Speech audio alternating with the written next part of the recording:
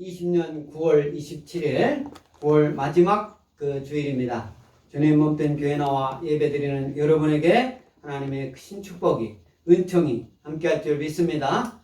아멘. 네. 우리가 오늘 2020년 9월 27일인데 참 날씨가 좋습니다. 날씨가 좋고 우리나라가 참 살기 좋은 나라다. 이렇게 하면서 우리가 참 기쁨으로 이 세상을 이렇게 살아가면 얼마나 좋겠습니까마는 또 전 세계적으로 번지고 있는 코로나19 바이러스로 인해서 또 전 세계가 침침하고 있어요. 전 세계가 좀 다운되어 있습니다. 그리고 또 우리나라에서는 지난주에 우리나라 공무원이 그 연평도 그 해상에서 근무 중에 실종이 됐습니다. 나중에 알고 보니까 북한에 있는 장산곶이라는 그런 곳에서 북한 군함에 의해서 사살되고 또 시신을 불태우고 또 유기된 그런 시신을 어디 있는지 모르게 되는 그런 상황이 발생했습니다. 저도 군대를 갔다 왔고 또 그 전에 대학교에 있을 때 저 연평도 위에 백령도 거기까지 우리 학교에서 가가지고 이제 일부 대표들만 갔었습니다. 그래가지고 그 백령도에서 근무하는 해병대 거기서 그 진지도 방문하고 장군에서 이제 그 우리나라의 경비 태세 참 오래된 20년도 더 되는 그런 때입니다만은 어떻게 우리나라가 경비를 쓰고 있는가 이런 내용에 대해서 그리고 장산곶이라는 것이 임담수 심청이가 물에 빠져 죽었다고 소설 속에 나오는 그런 그 지역 거기에 대해서 바로 코앞에 이렇게 이제 알고 있는 그런 것도 이제 이렇게 바라보고 한 적이 있습니다. 더욱 안타까운 것은 우리나라 공무원이 죽었는데 그 공무원이 죽어가고 있는 우리나라 국민이 죽어가고 있는 그 사실을 군인들이 해군이든 아무튼 공군이든 어떤 그 현대 장비에 의해서 다 파악하고 있고 보고 있었음에도 불구하고 그것을 그 사람을 죽어가고 있는 사람을 바다에서 허우적대고 있는 그 사람을 구하려고 하는 그런 조처들이 눈에 띄게 보이지 않았다. 또 한 가지는 저도 군대에 있을 때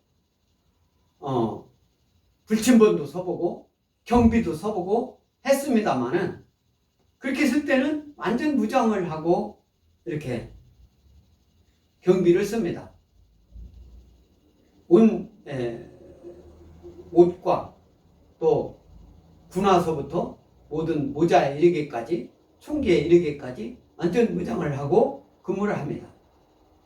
그러면 그 해군이 아닌 그 사람은 공무원이니까 군인은 아닙니다만은 그 배에서 우리나라 어업 하는 사람들을 지도하고 또 중국 배들이 이렇게 오면은 그런 그 배들이 우리나라의 지역이니까 이제 거기서 어업 행위를 하지 못하게 이제 단속을 하고 하는 그런 배에서 거기 안에 근무하는 사람이 몇 명인지는 모릅니다만은 또 거기서도 당번을 짜가지고 근무를 할 때는 완전 어떤 이렇게 평상시 근무하는 복장으로 그렇게 근무를 하는 것이 너무나도 당연하고 그것이 일상적일 거라고 생각을 하는데 우리나라 그 해경인가 이거 무궁화인가 4개가 있는 사람이 발표를 하면서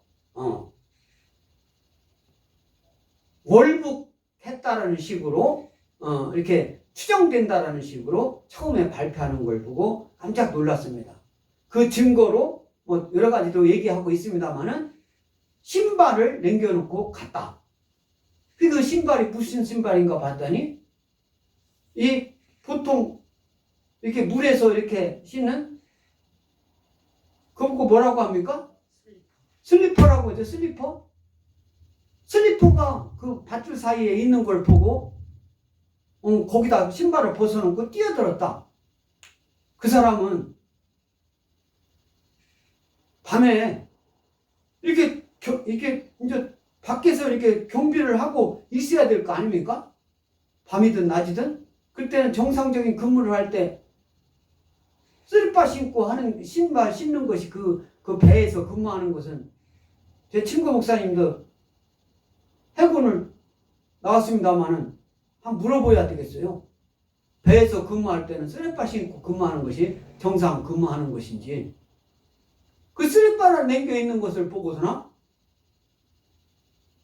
맨발로 바다에 뛰어들어가지고 월북을 했다라고 도저히 이해가 되지 않는 그런 상황의 그 증거를 가지고 월북했을 거라고 추정된다라고 얘기를 그렇게 어떻게 그렇게 쉽게 그 물에 빠진 사람은 어떻게 해서 무슨 어떠한 일이 그 급박한 일이 발생을 해가지고 실족을 했다든가 아니면 무슨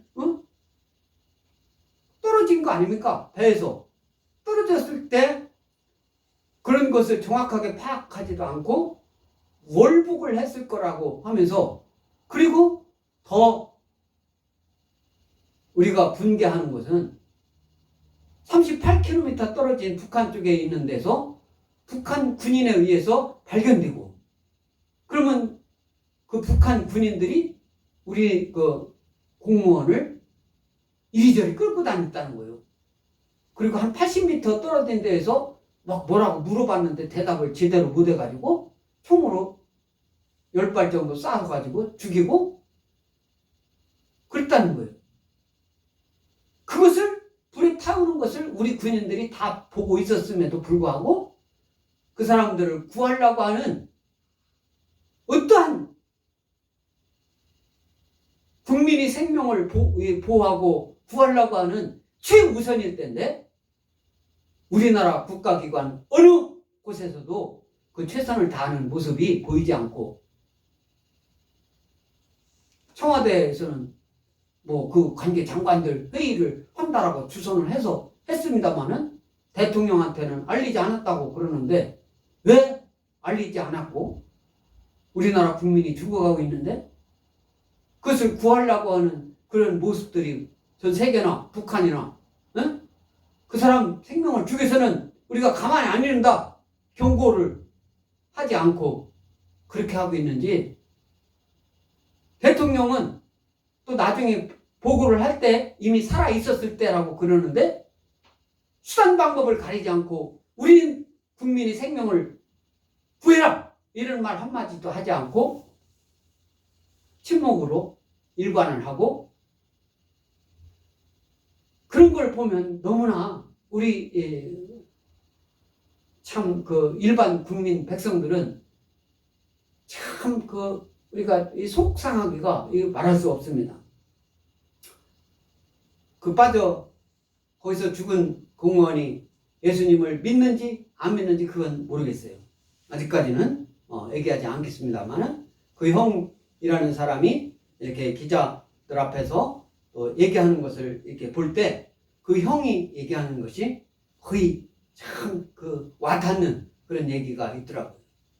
이 세상 살아갈 때 예수님 믿는 사람은 어떤 일을 하든 무엇을 어떻게 하든 거짓을 가지고 거짓만 하라고 위에서 지시를 내린다 하더라도 그 거짓이 국민과 자기 가족을 국민을 나라를 해치는 것이다 라고 생각하면 그걸 따라서는 안 되는 거예요. 그것이 위법인 거예요. 위법적인 명령에 복종하는 것은 하나님 뜻이 아닙니다. 하나님 뜻에 반하는 것은 생명을 모든 국가기관은 생명을 구하는 거예요. 생명을 구하는 거예요. 생명을 소중히 여기는 겁니다. 생명을 소중히 여기는 것하고 예수님이 하나님이신데 이 땅에 오셔가지고 저와 여러분들을 위하여, 예수님 믿는 사람들을 위하여 십자가 대속의 죽음을 죽으셨는데 그 십자가 대속의 죽음을, 생명을 소중히 여기지 않기 때문에 그렇게 죽었다, 그렇게 예수님을 비방해서는 되겠습니까? 누구 때문에 지금 이 세상에서 우리가 살아가고 있는데, 누구 때문에 우리가 편안한 마음을 가지고 살아가고 있는데, 예수 믿지 않는 사람들이 하는 얘기를 그대로 따라가지고 믿고 그대로 따라가지고 행동을 하고, 그래서는 안 될 줄 무엇인가 압니다. 여기서 오늘 하나님이 주신 말씀, 마가복음 9장 33절로 37절 이 말씀에서도 이 제목이 토론하는 것이 무엇이냐, 저는 그렇게 제목을 잡았습니다. 여기서 이 토론이라고 하는 것은 좋게 표현한 거예요. 좋게 표현한 거예요. 예수님께서 표현한 것입니다. 우리 33절 다 같이 낭독하겠습니다. 시작. 가버나움에 이르러 집에 계실새 제자들에게 물으시되 너희가 길에서 서로 토론하는 것이 무엇이냐 이르시되, 이렇게 말씀하고 있어요. 가버나움에 이르렀다. 이 가버나움이라는 그 지역은 갈릴리 호수 북서쪽에 있는 갈릴리 호수는 여러분들이 이제 마음속에 다 알죠? 갈릴리, 이스라엘을 이렇게 중심으로 할 때 그 북쪽에 있는 호수, 바다, 바다라고, 갈릴리 바다라고도 하고 갈릴리 호수라고 하는 그 지역이, 예수님께서는 그 갈릴리 그 지역, 그에서 하나님 복음을 또 이적 기사를 많이 보이신 그런 지역이 그 갈릴리 지역입니다. 그 갈릴리 그 지역에서 예수님이 앞으로 십자가 대속의 죽음을 죽으실 것이다, 이렇게 말씀을 제자들한테 얘기를 한 거예요. 응? 오늘 이 말씀은 예수님께서 십자가 대속의 죽음을 죽기 약 한 달 전에, 이렇게 시간적으로 보면 한 달 전 정도, 십자가 예수님이 지시기 한 달 전 정도의 그 시간적으로 그 배경을 보면 그렇고, 바로 오늘 말씀 읽기 이전에 그 갈릴리 주변에서 31절 다 같이, 31절 그 위에 성경을 보고 다 같이 읽겠습니다. 시작. 이는 제자들을 가르치시며 또 인자가 사람의 손에 넘겨져 죽임을 당하고 죽은 지 3일 만에 살아나리라는 것을 말씀하셨기 때문이다. 이렇게 제자들한테 그런, 예수님이 십자가 대속을 죽음을 죽으시고 사흘 만에 부활할 것이다, 이렇게 얘기를 제자들한테 미리 알려줬어요. 그러나 그 제자들은 이 말씀을 이게 무슨 소리지? 예수님이 십자가 대속의 죽음을 죽는다, 넘겨져, 여기서 사람들이 손에 넘겨서 죽임을 당한다, 죽은 지 3일 만에 살아난다, 이 말씀을 또 구체적으로 이렇게 말씀을 하셨어요. 이렇게 하셨는데도 제자들은 머리에 와닿지 않는 거예요. 수많은 사람들이 예수님을 따르고 예루살렘으로 가면은, 그 예루살렘이 그때 당시 이스라엘의 거기는 모든 그 행정의 중심지였고 그 로마의 통치하에 있었기 때문에 거기는 로마의 통치하에 있는 사람들을 쳐부수고 예수님이 이 세상의 임금처럼 될 거라는 것을 생각을 하고, 앞으로 예루살렘에 입성을 하면 누가 더 높은 자리에 이렇게 될 건가? 제자들은 그렇게 생각을 하고 있는, 세상적인 생각을 하고 있는 거예요. 예수님은 뭡니까? 그 이스라엘 사람들뿐만 아니라 온 세계에 있는 모든 백성들을 구원하기 위해서, 그 예수님을 믿기만 하면 구원할 하기 위한 그런 과정을 밟을 것을 말씀하고 있는데, 이 제자들은 내가 얼마나 높은 자리에, 예수님 가장 가까운 자리에 이렇게 있을 것인가, 이런 것만 생각을 하면서 막 자기네들끼리 논쟁하고 토론했다는 그런 것을 볼 수가 있습니다. 그래서 예수님께서 그 제자들에게, 오늘은 예수님이 계신 곳이 한 집이라는 거였어요. 누구네 집인지는 모르겠어요. 가버나움이라는 구체적인 그 땅, 그 지역 이름도 나오고, 그 한 집에, 예수님은 보통 누구네 집에 이렇게 들어갈 때는 뭐 제사장 집에도 간 적 이렇게 있고, 바리새인 집에도 간 적이 있고, 그 바리새인들이 초청을 한 거예요. 서기관 집에도 간 적이 있고, 이렇게. 그래서 이제 누구네 집인지는 모릅니다만, 그 집에서 너희가 길에서 오면서, 이 집에 오기 전에 오면서 자기네들끼리 막 여기서 토론이라고 했는데, 쟁론, 그전에는 보면은 쟁론이라고 했었어요. 쟁론. 다툴 쟁자예요. 다툴 쟁. 그전에 표현이가 더 많아요. 토론이라고 하는 그 표현보다 이 쟁론이라고 그전에 이제 됐습니다. 응? 토론한 것이 무엇이냐, 이렇게 예수님은 조금 이렇게 좋게 표현을 했어요. 응? 그런데 하시되 34절 다 같이 읽습니다. 시작. 그들이 잠잠하니 이는 길에서 서로 누가 크냐 하고 쟁론하였습니다.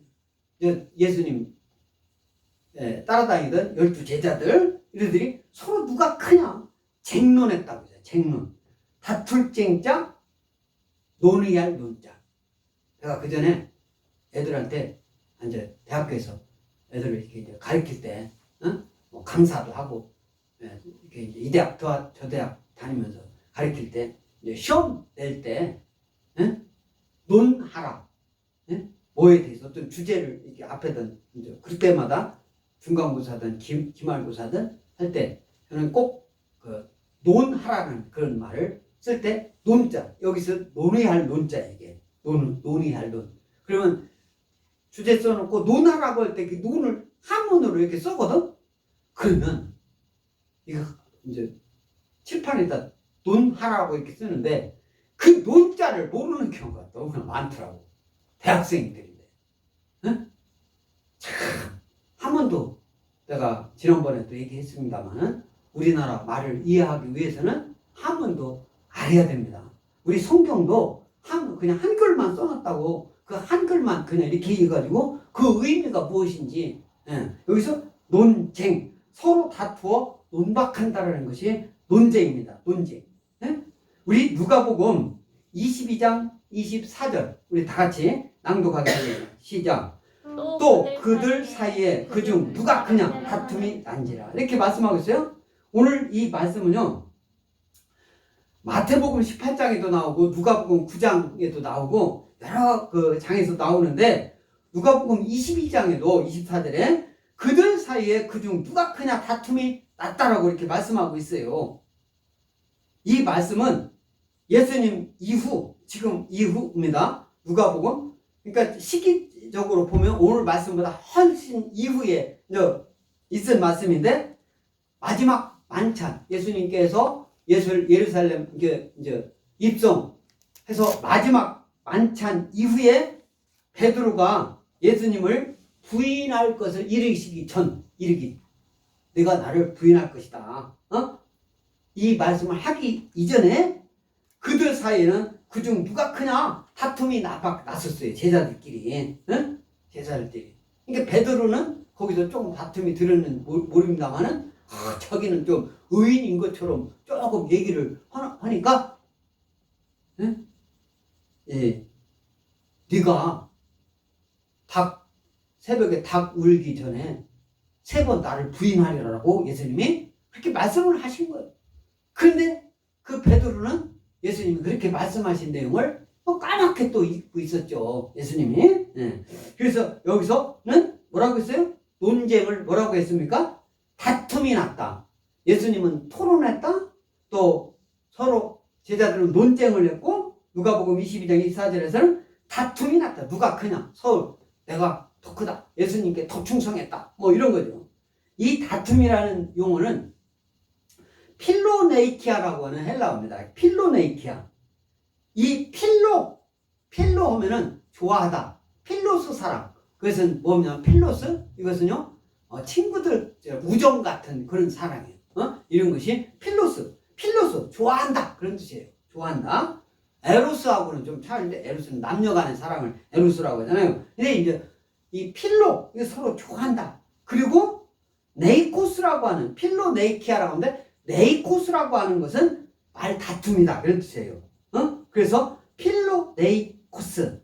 상습적으로 서로 논쟁하는 상태. 이것을 다툼으로 우리나라 한글로는 그렇게 오늘 누가복음 22장 24절에서는 이렇게 해서 이 제자들끼리 서로 뭐 다투는 경우가 많이 있었어요. 성경에도 많이 나옵니다. 그런데 그럴 때마다 예수님께서는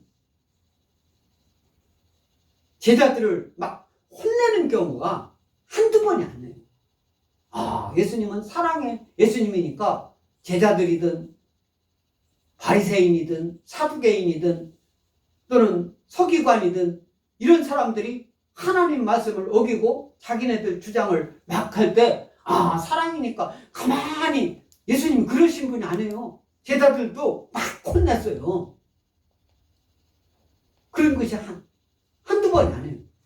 예수님 믿는 사람은요, 예수님 믿지 않는 사람 또는 부모가 자녀 또는 더 알고 있는 사람이 모르고 있는 사람한테 무엇을 알려줄 때 그들이 모르고 지나가라고 할 때 내버려두고 가만히 있는 것이 사랑이 아닙니다. 그것을 그 사람이 알려고 노력할 때까지 그것을 알 수 있도록 그 사람들은 알려고 하지 않고 어려운 것을 하려고 하지 않고 이렇게 쉬운 방법으로만 하려고 그렇게 하는 것이 사랑이라고 느끼는 거예요. 그러나 어른들이 어린아이들을 이렇게 교육할 때 어린아이들이 하기 싫어합니다. 구구단 외우려고 하면 외우기 싫어해요. 우리 한글을 가르치려고 할 때 막 뭐 쓰라고 하면 쓰기 싫어해요. 그러나 그런 과정을 외울 때까지, 구구단을 외울 때까지 외우게끔 반복해서 교육을 하고 훈련을 시켜야 애들이 그 다음에 다 수학도 하고 그 다음에 여러 가지를 할 수 있는 거예요. 처음에 ABCD 이렇게 배울 때 A서부터 Z까지 다 외워야 영어를 할 수가 있습니다. 그런데 ABCD 외울 때는 싫은 거예요. 그런데 그것을 가르치는 사람이 그 사람이 A서부터 Z까지 외우거나 말거나 내버려두고 1학년이면 1학년에 가르쳐야 될 그 시기에 가르쳐야 되는데 애들이 알든 모르든 시간만 지나면 그냥 2학년 올라가니까 2학년 때 가르쳐야 될 게 있고 3학년 때 가르쳐야 될 게 있는데 그것을 언제 가르칩니까? 안 가르치면? 스스로 알기를 바라는데 그걸 다행히 가르칠 사람이 누가 있다면은 선생님 이외에 다른 학부모님이든 그런 사람이든 누가 가르칠 사람이 주위에 있는 사람은 잘 넘어가겠지만 여러 가지 사정이 어려워가지고 그것을 가르칠 사람이 없어요. 그 어린 애만 아기 7살 뭐 초등학교 다니는 애들만 방치돼가지고 라면 끓이다가 불타가지고 그 사람 지금 애들 지금 깨어났나 모르겠어요. 그 안타까운 현실을 우리는 보고 있잖아요. 이런 현실에 우리나라의 교육부나 교육을 책임지고 있는 교육부가 교육에 대해서 막 엄청나게 막 많은 노력을 하고 국방부가 나라를 지키는 그거에 대해서 엄청 노력하고 해경이나 이런 사람들이 우리나라 어업 지도선 뭐 이렇게 한다고 해서 거기서 그 사람들이 실제로 막 열심히 노력하는 사람은 있겠지만은 아주 높은 사람들은 내가 더 높은 자리에 올라가가지고 총장 해먹고 장관 해먹고 하기 위해서는 지금 정권에 좋은 소리만 국민은 아랑곳하지 않고 그런 모습들이 여기저기서 보일 때 그 말을 제대로 전해야 할 것이 어디냐? 교회인 줄 믿습니다. 성경에, 하나님 말씀에, 성령님에 이끌려서 누가 뭐라고 하든 옳은 소리를 큰 소리로 떠들어야 될 줄 믿습니다. 아멘? 가장 크게 떠들어야 되는 것은 하나님 복음, 예수 안에서 우리가 말을 해야 될 줄 믿습니다. 할렐루야? 하나님 말씀입니다. 너희들이 다투는 거, 예수님이 얘기하는 거예요. 다투는 거, 이것을 그렇게 하니까 토론한 것이 무엇이냐? 예수님이 물었어요. 제자들한테. 그 이유에 대해서 34절에 그들이 잠잠하니 이는 길에서 서로 누가 크냐 하고 쟁론하였습니다. 그리고 35절 다 같이 읽습니다. 35절 시작. 예수께서 앉으사 12 제자를 불러서 이르시되 누구든지 첫째가 되고자 하면 뭇 사람의 끝이 되며 뭇 사람을 섬기는 자가 되어야 하리라 하셨다. 이렇게 말씀하고 있어요. 예수님께서 12 제자를 불러서 다시 여기서 딱 집어가지고 12 제자를 딱 예수님이 말씀할 때는 어떻게 예수님이 그 12 제자 너희들은 내가 예수님이 하시는 그 말을 잘 새겨들어라. 하나님 말씀 그대로 새겨들어가지고 내가 너희들이 세상에 나가가지고 하나님 예수님 복음을 전할 때는 내 안에 너희들 안에 예수가 있다는 것을 예수가 전하는 것으로 가서 전해라. 그런 의미를 아주 강하게 인풋해 주는 거예요. 심어주는 거예요. 우리도 이 세상에서 살아갈 때 누구를 탁 이렇게 특히 선생님들이 여러 애들 이렇게 있는데 누가 한 사람 이름을 탁 불러주면 그 애는 실제 용기가 막 그것이 예? 그 사람을 이렇게 해서 어떤 사람은 수줍어가지고 아이고 이름 부르는 거 막 싫어해가지고 뭐 이런 사람도 있어요. 그런 애들은 어떤 애들이냐 잘 견디지 못하는 거예요. 잘 거기 모범적인 그 반에서나 그 학교에서나 또는 그 사회에서 모범적으로 활동하는 애들이는 그런 걸 싫어해요. 그냥 그래가지고 뒤에서 어정어정하게 집중해서 앞에서 이끄는 대로 그냥 뒤에서 응? 뭐 하는지도 모르고 그냥 알지도 못하고 그냥 땅만 보고 따라가는 그런 애들은 그런 것을 싫어해. 내버려둬. 나를 제발 좀 내 맘대로 하게 내버려둬. 내버려두면 어떻게 됩니까? 공부하는 것도 내버려두고 밥 먹는 것도 내버려두고 옷 입는 것도 내버려두고 결국은 자기 하고 싶은 대로 하고 사는 사람들은 최종적으로 어떻게 되냐? 거지가 되는 거예요. 자기 집도 못 가요. 응? 밥도 다른 사람이 한 거 얻어먹는 수준으로만 평생 살아가는 거예요. 내버려두는 거예요. 그래서 내버려두는 것이 가장 큰 형벌입니다. 하나님 말씀을 듣거나 말거나 하나님 말씀대로 하거나 말거나 내버려두는 거. 세상 사람들한테 내버려두는 거. 그것이 세상 사람들에게는 세상 사람들은 뭐라고 얘기할지 모르지만 예수 믿는 사람들은 그렇게 내버려두는 것이 가장 큰 하나님이 우리들이 어떻게 하든지 내버려두고 예수님 믿거나 말거나 내버려두는 것이 가장 큰 형벌이에요. 그러면 어떻게 합니까? 우리 인간이 육신의 힘보다 더 큰, 더 힘이 센 사탄 마귀 귀신의 세력에 의해서 이끌림 받아가지고 결국은 지옥불에 떨어지는 길로 떨어질 수밖에 없는 거예요. 이것이 내버려 두는 겁니다. 근데 예수님께서는 어떻게 하냐?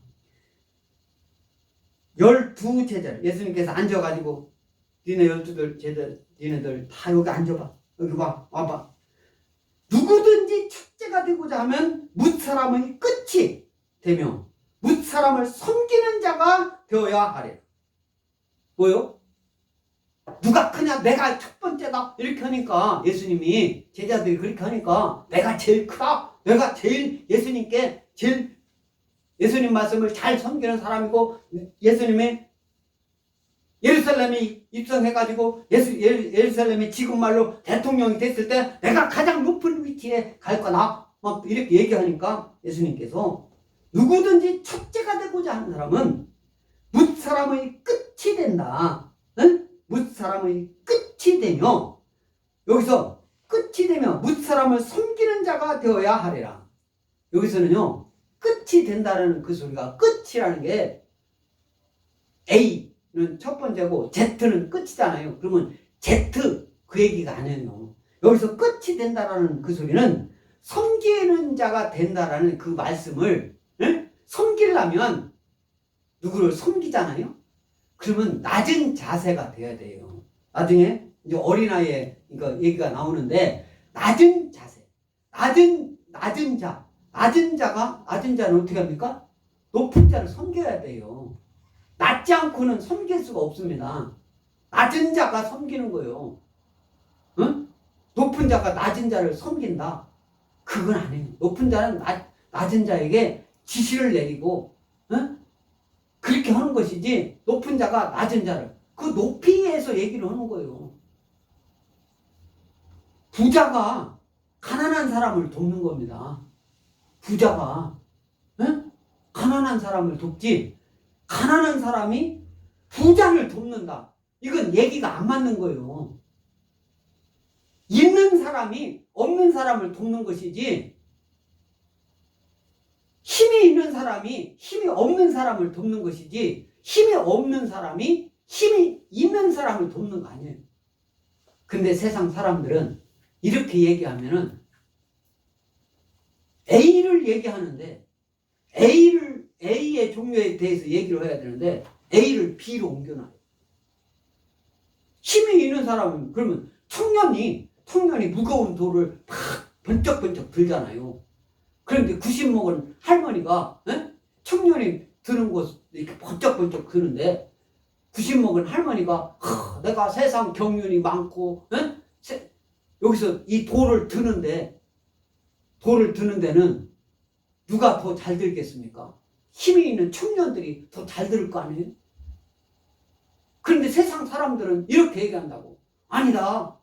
90 먹은 사람이 세상 경륜으로 볼 때 90 먹은 사람이 더 잘 들 수 있다. 이런 논리를 내세워가지고 얘기를 하는 거예요.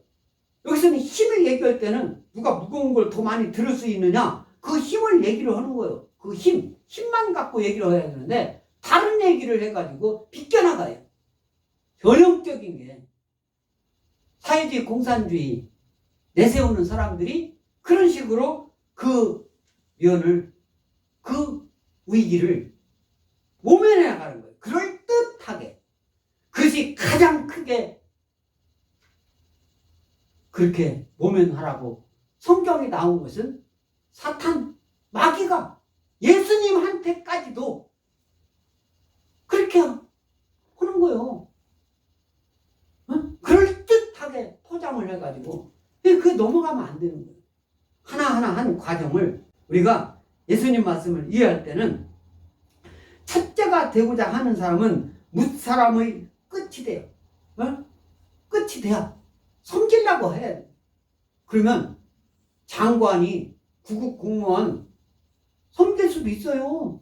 장관이 자기가 가지고 있는 거 많이 있습니다. 그러면 장관이 더 봉급도 많이 받아요. 그럼 구급 공무원, 여기서 아까 이거 다 4개인가 다른 사람이 공무원 얼마나 배 타고 다니면서 지도하고, 그러면 직급이 높겠습니까? 높지 않은 그런 사람은 쉽게 얘기할 수가 있죠. 이 사람 월북하다가니 죽은 거다. 그렇게 하면은 자기 생각에는 그렇게 하면 월북한 거로 죽은 거면 이 사람은 앞으로 공무 수행하다 죽은 것이 아니라 잘못, 그러니까 국가에서 앞으로 지원하는 것도 하니까 자기 나름대로 논리로 해가지고 이 사람은 앞으로 죽은 것 때문에 국가에서 책임져야 될 게 더 줄어들게 하는구나 생각을 해가지고 그렇게 얘기할 수도 있다라고 보는데, 그게 아닌 거예요.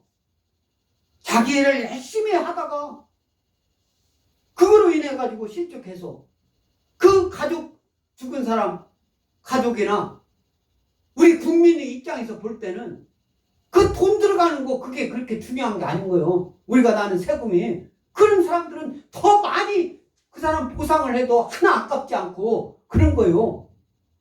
헛돈 잘못 쓰는 것을 우리가 지적을 하는 거지. 섬기는 자, 디아코노스라고 하는 헬라어인데요. 이 본 의미는 하인이라는 뜻이에요. 하인. 더 좋게 표현하면, 오늘 듣기 좋게 표현하면 봉사자라는 뜻이에요. 봉사자. 네?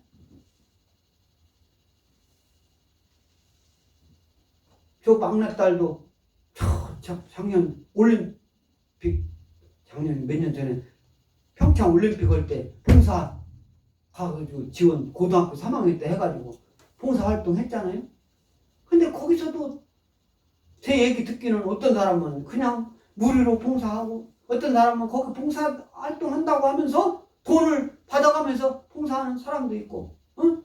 또 어떤 사람은 시청도 그 봉사하면은 이게 상당히 좀 그런 앞으로 그 봉사활동 했던 사람은요, 그 경력이 상당히 좋게 전 세계적으로 활용할 수도 있는 겁니다. 미국 가서도, 또는 다른 영국에 가서도, 다른 나라에 가서 내가 그런 올림픽에서 봉사활동했다는 그 증거가, 그 서티피케이트라고 볼 수는 없습니다. 아무튼 그런 증서들이 전 세계 어디를 가나 아주 유용하게 쓸 수 있어요.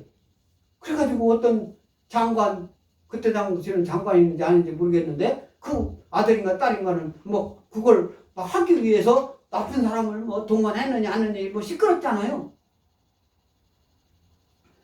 이 봉사, 좋게 나면 하인이라는 뜻인데 봉사, 이런 뜻인데 봉사자, 사역자, 사역자라고 할 때는 일을 하는 것을 말하는 거예요. 사역자. 교회에서 사역자 이렇게 하면 뭐 목사님, 또 전도사님, 또 교회에서 봉급받는 사람, 큰 교회, 네? 뭐 이렇게 하면 교회에서 뭐 전기 담당하는 큰 교회는 있을 거 아닙니까? 이런 사역자, 그런 사람들은 이제 사역자라고 하는 일을 하는 사람들. 그 일을 하는 사람들은 내 자신이 아닌 타인을 위하여, 어떤 기관을 위하여, 국가를 위하여, 응? 일하는 사람. 우리나라 순수한 말로면 사환이라는 뜻이에요. 사환. 우리나라 말로는. 그것을 디아코노스라고 하는, 오늘 성경 말씀에 섬기는 자가 되어야 한다라고 예수님은 말씀하고 있습니다. 섬기는 자. 섬기는 자는 낮은 자세를 갖지 않고는, 내가 높은 지위에 있으니까 그 높은 지위를 가지고는 섬기는 자가 될 수가 없습니다. 우리 마태복음 23장 11절 다 같이 낭독하겠습니다. 시작. 너희 중에 큰 자는 너희를 섬기는 자가 되어야 하리. 예수님께서 마태복음 11장이잖아요. 그것도 후반전이잖아요. 이 바리새인과 서기관들을 예수님이 막 꾸짖으면서 바리새인들한테 하는 소리예요. 너희 중에 큰 자는 너희를 섬기는 자가 되어야 한다. 섬기는 자. 예수님은요, 그냥 좋게 얘기하는 경우도 많이 있습니다만은 성경을 보면 여기저기서 막 꾸짖으면서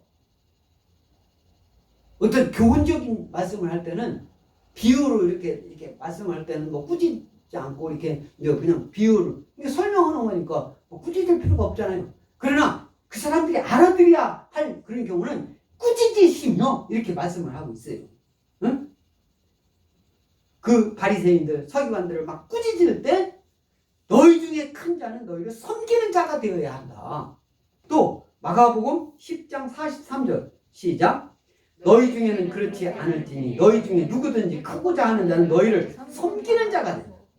이건요, 야고보하고 요한이 예수님이 막 예루살렘 입성해가지고 막 입성한다고 하니까 자기네들 예수님이 막 그때 당시 왕이 되는 그 이스라엘을 다스리는 총 왕이 될 건데, 이때 주 우편에 한 사람은 예수님 그 왕 우편 좌편에 야고보하고 요한이 나를 그렇게 거기다 앉게 하시기를 막 원할 때 예수님께서 화를 내면서 말씀하십니다. 화를 내시면서 이방인들이, 집권자들이 권세를 부리는 줄을 너희들이 알고 있는데, 여기서 이방인들이, 집권자들이 누굽니까?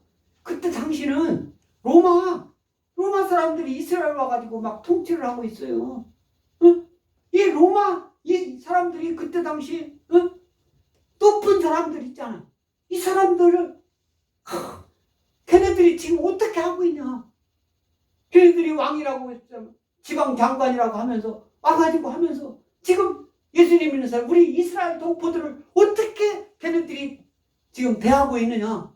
그걸 너희네들이 보면서 그걸 알면서도 나갈 좌편에 우편에 야고보와 요한을 막 꾸짖으면서 예수님이 하시는 그 말씀이 너희 중에는 그렇지 않을지니 너희 중에 누구든지 크고자 하는 자는 너희를 섬기는 자가 돼.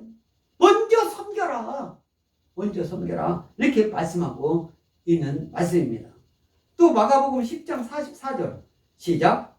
너희 중에 누구지 으뜸이 되고자 하는 자는 모든 사람의 종이 되어야 하리라. 네?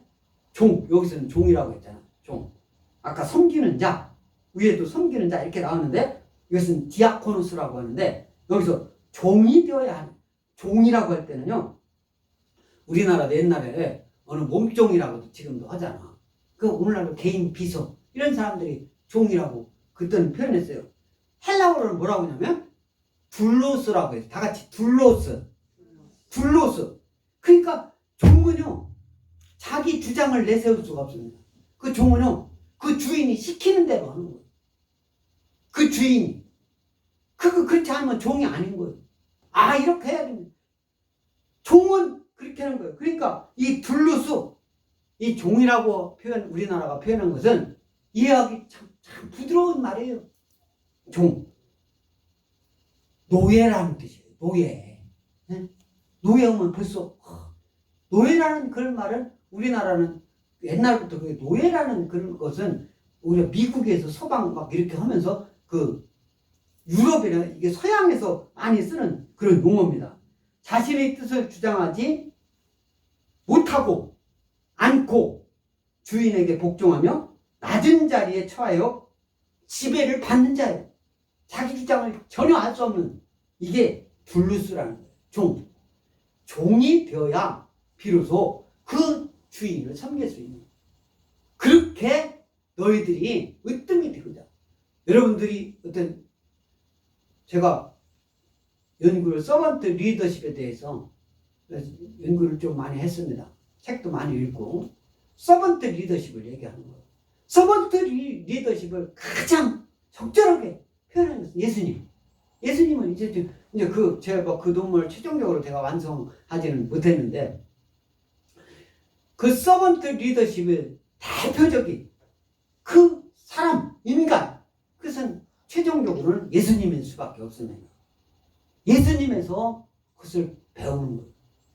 예수님은 가르쳐야 될 때, 섬겨야 될 때, 내가 어떤 상황에서 어떻게 해야 할 때, 이건 성경을 통해서 하나님 예수님 말씀을 통해서 다 대표적으로 말씀하고 있어요. 그때 우리는 그것을 잘 받아들여 가지고 그것을 알아야 될 줄 믿습니다. 아멘. 그래서 섬기는 자가 되어야 하리라. 섬기는 자. 36절, 37절 다 같이 읽습니다. 시작.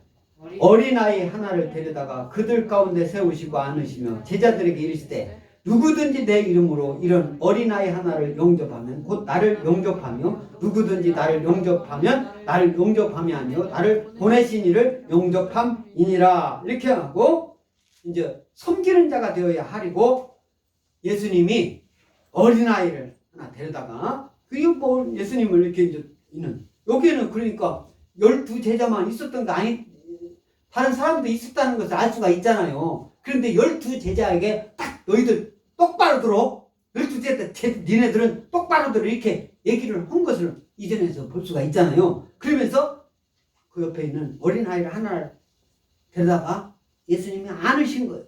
이렇게 안으시며 제자들에게 이르시되 이 말씀을 마가복음 10장 16절 시작.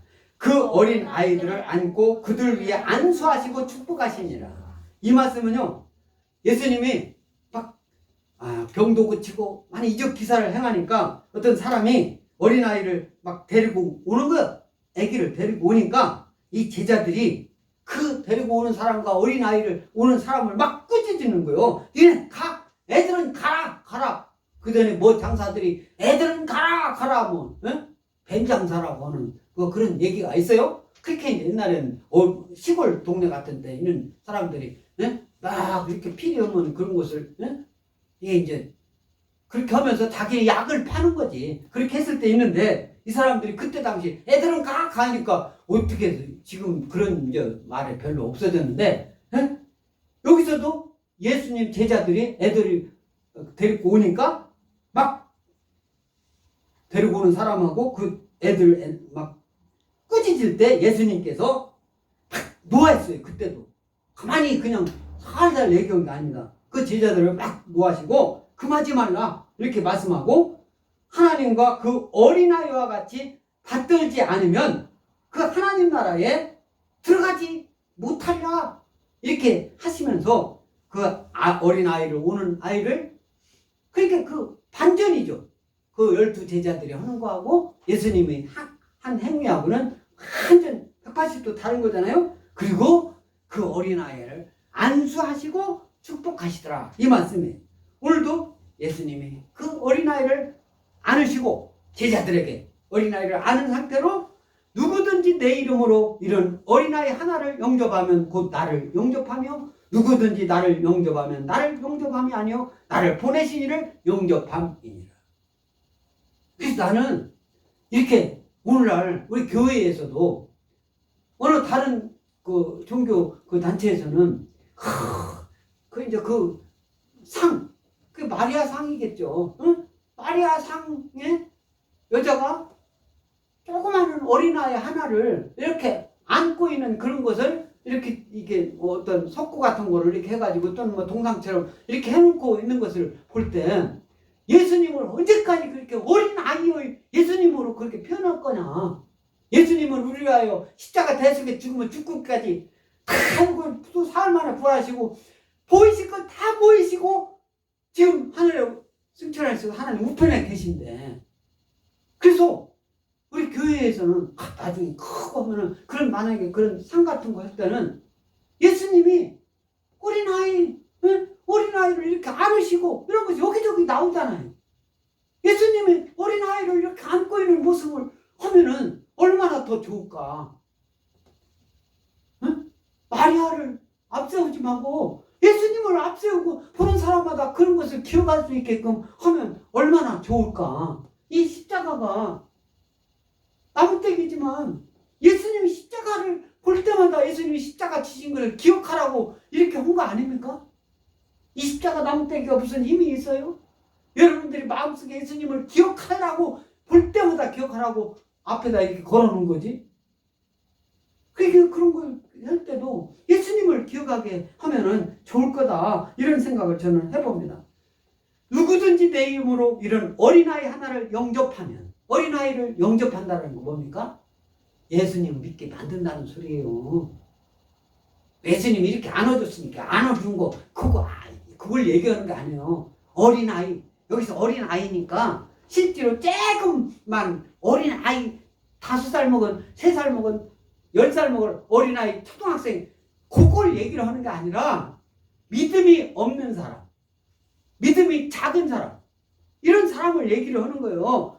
그 영접을 하면 곧 나를 영접하며 예수님을 영접한 거예요.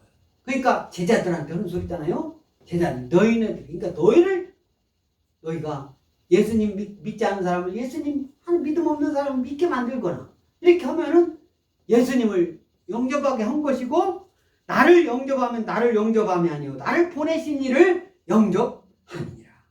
내 이름으로 여기서 문자적인 그 의미를 해석하면 내 이름 예수님 이름 예수님은 이 예수님의 권위로 이 세상 사람들은 이렇게 얘기해야 더 쉽게 알아들어. 예수님은 권위가 없지 그냥 그냥 사랑 이렇게 해가지고 사랑 그건 아닙니다. 하나님의 권위 이걸 얘기를 하는 거예요. 이 세상이 주는 권위하고는 비교가 안 되는 거예요. 세상 왕 이런 거 비교가 할 수가 없는 그 큰 넓은 큰 깊은 권위를 얘기하는 거예요. 그러니까 이 권위로 예수님 믿는 사람 신앙인의 실천 방법의 하나입니다. 어린아이와 같이 아주 미천한 존재. 어린아이가 무슨 힘이 있습니까? 아무 힘도 없어요. 어린아이는 어른들이 또 힘이 있는 사람이 하나는 내가 가고 싶어도 못 가게 하면 털이 막 차 있는 대로 막 지나가니까 이상하니까 막 가고 싶은데 거기 가면 어른들이 상태가 다치고 죽게 되니까 막 불을 나면 화나니까 막 가고 싶은데 어른들은 거기 가면 불이 타니까 못 가게 하고 다 강제로 막는 거 아닙니까? 어린아이라는 존재가 그런 거예요. 응?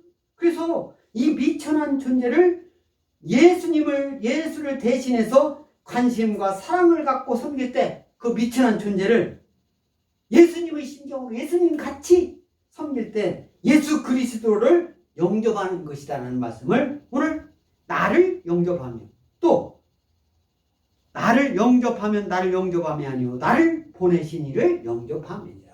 Not A but B 영어로 그렇죠? 네, 나를 영접하는 예수님을 영접하는 것이 아니라 나를 보내시니 예수님을 보내시니가 누굽니까? 하나님이시잖아요. 하나님을 영접한다 그런 뜻이에요. 영접한다 이런 말이 데코마이라는 거예요. 다 같이 데코마이 받아들인다라는 뜻이에요. 손 안에 넣는다라는 그런 뜻이에요. 손 안에 내 손 안에 있다. 너는 내 손 안에 있어. 뭐 손바닥 안에 있어. 뭐 이런 소리 하잖아. 네? 그 손 안에. 그것은 뭐 아주 힘이 없는 존재 어떤 그것을 얘기할 때 내 손 안에 있다. 그렇지. 손 안에 넣다. 상대를 인정해서 용납함을 의미하는데 또 여기서는 손님을 반갑게 맞이하는 그런 말씀도 됩니다. 마태복음 10장 40절 다 같이 읽습니다. 시작. 너희를 영접하는 자는 나를 영접하는 것이요 나를 영접하는 자는 나를 보내신 이를 영접하는 것이니라. 이것도 예수님 말씀에 상 받을 사람에 대해서 얘기하는 거예요. 하나님한테 상 받을 사람. 또 15절 마가복음 10장 15절 시작. 내가 진실로 너희에게 이르노니 누구든지 하나님의 나라를 어린아이와 같이 받들지 않는 자는 결단코 그곳에 들어가지 못한다. 그죠? 하나님의 나라를 어린아이와 같이 어린아이는 어떻게 합니까? 하나님 나라를 받드는데 어린아이는 내가 저 막 도로 한가운데로 가고 싶어도 막 못 가잖아요. 응? 가고 싶은데 못 가. 자기는 아무리 가고 싶어도 북구덩이로 가고 싶은데 어른이 탁 응? 그러니까 못 가니까 힘이 그냥 그대로 있는 거죠. 어린아이와 같이 어린아이는 그대로 가만히 있잖아. 자기 힘도 없어서 가만히 있는 거예요. 어? 어린아이와 같이 어린아이를 막 어린아이가 순종하는 것 같이 하나님께 순종하라 이거예요. 아멘? 할렐루야? 말 잘 우리가 하나님 말씀을 이해해야 돼요. 가식이 없어야 됩니다. 어떤 음용 그런 것이 없어야 돼요. 여기서 받든다라는 게 아까 데코마이라고 했죠? 취한다, 인정한다. 상대를 인정해서 인격적으로 용납한다. 그런 뜻이에요. 요한복음 12장 44절 시작. 예수께서 외쳐 이르시되 나를 믿는 자는 나를 믿는 것이 아니요 나를 보내신 이를 믿는 것이다. 네. 이런 말씀이 많이 나오잖아요. 그러니까 예수님 믿는 것은 하나님 믿는 거예요. 그 말이에요. 예수님 믿는 사람들이 예수님 믿지 않는 사람한테 가가지고 예수님을 전달할 때는 예수님이 전달하는 것처럼 뭐를 가지고? 권위를 가지고. 권위. 누구의 권위? 하나님의 권위. 예수님의 권위. 성령님의 권위. 그렇게 해야 그 사람들이 믿을만하다. 그런 것을 갖고 하는 것이지. 응? 근데 그렇게 하려면 어떻게 합니까? 어린아이가 하는 것 같이 어린아이가 응? 하는 것 같이 이것은 하나님 말씀에 순종해서 허라는 것이지 하나님 말씀에 순종해서 하나님 뜻에 따라서 허라는 것이지 세상 사람들이 요구하는 대로 다 들어주라는 그런 의미가 아니다라는 거예요. 세상 사람들은 너는 제발 그 말은 하지 마. 예수 믿으라고 하는 말만 하지 마. 다른 것은 다 좋은데 그 말만 하지 마. 그런데 다른 것은 다 안 틀어도 그 말은 해야 된다 이 말이에요. 할렐루야. 이해하십니까? 예수 하나님 성령님 하나님 말씀이 빠지면 아무 의미가 없는 거예요. 다른 어느 단체 어느 사상에도 다 하는 말을 똑같이 그냥 해가지고 그거 가지고는 안 돼요. 예수님의 권위로 복음을 전해야 될 줄 믿습니다. 갈라디아서 4장 14절. 그러면 바울은 어떻게 말씀하고 있나?